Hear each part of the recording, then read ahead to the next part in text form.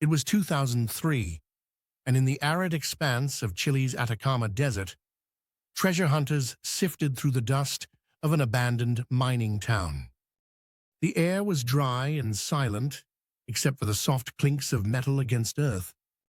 It was in this quiet landscape that Oscar Munoz unearthed something unexpected. A small, leathery bundle, just 6 inches long and wrapped in a white cloth.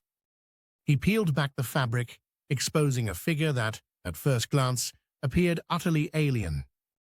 Its elongated skull was out of proportion to its tiny, humanoid body.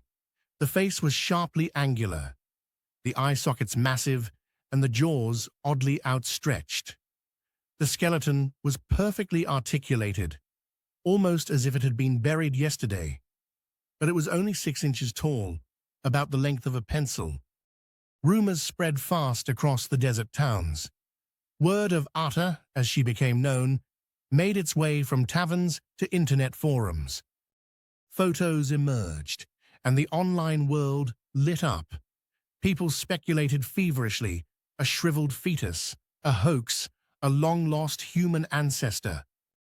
Or maybe, the explanation that drew the most attention, an extraterrestrial visitor left behind in the world's driest desert. Scientists were interested for different reasons. The Atacama Desert, the driest place on Earth, is famed for uncanny preservation. Its parched air mummifies anything left exposed within days. Centuries-old remains are often found intact, little changed from the day they were laid to rest. Here, even the extraordinary can sometimes survive. Ata was purchased from Munoz by a collector, then passed between hands until she ended up in Spain, displayed as a curiosity. The legend grew. UFO enthusiasts pored over the photos, pointing to the oversized skull and 10 ribs. Humans typically have 12. Paranormal documentaries speculated about secret government programs and star children. For years, Ata became the smoking gun for proof of alien life, used as evidence on late-night talk radio and conspiracy blogs alike. But underneath the sensationalism, there were real questions. Medical experts weighed in, noting that while unusual, Ata bore certain human features.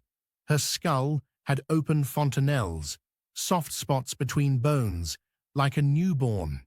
But the jaw shape, the rib count, the overall size were far from typical. Meanwhile, biologists wondered at her preservation. What physical abnormality, or what strange event, could produce such a being? It wasn't until 2012, nearly a decade after Ata's discovery, that the scientific community was granted access to the remains. For a time, even bringing Ata back to Chile was subject to legal debate, as activists argued over the ethics of displaying human remains.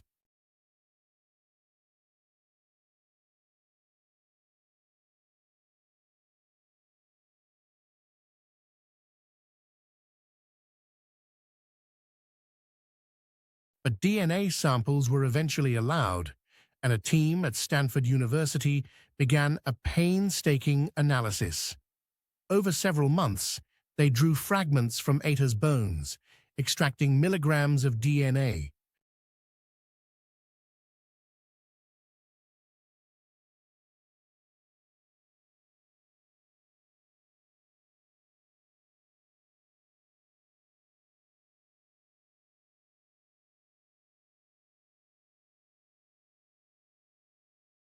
The sequence revealed what many had suspected, but few had dared to state outright: Ata was genetically human. Her mitochondrial DNA, passed down through mothers, matched that of the indigenous peoples of Chile. She was not an alien, nor the product of an unknown hominid. She was Chilean, but she remained a mystery. Ata's genes told a complicated story of mutations. Her remains were those of a young girl, likely a fetus or newborn, at least 16 years ago, if not more. The size discrepancy, attributed to severe bone disorder and genetic disease. Ata's skeleton showed signs of dwarfism, scoliosis, and multiple bone growth anomalies, rare but possible when certain genes mutate in combination. Her 10 ribs, the elongated skull, and the angular jaw were the tragic results of overlapping syndromes, never before seen together in medical literature. In a way, Ata was unique. Her DNA provided insights into how multiple bone disorders can intersect, creating forms never before documented. The discovery closed the book for many. No ancient alien, no missing link. But the story's aftermath was less tidy. For Chileans, Ata raised troubling questions about the treatment of remains, especially those of the indigenous or marginalized. How had she come to be buried alone in an abandoned mining town? Why had her body been bought and sold, far from home? Eventually, the Chilean government pressed for her return. Researchers, activists, and spiritual leaders alike advocated for Ata's reburial. An international dialogue intensified over the dignity owed to the dead, no matter how peculiar, no matter how sensationalized. The so-called alien of Atacama did not prove the existence of extraterrestrials.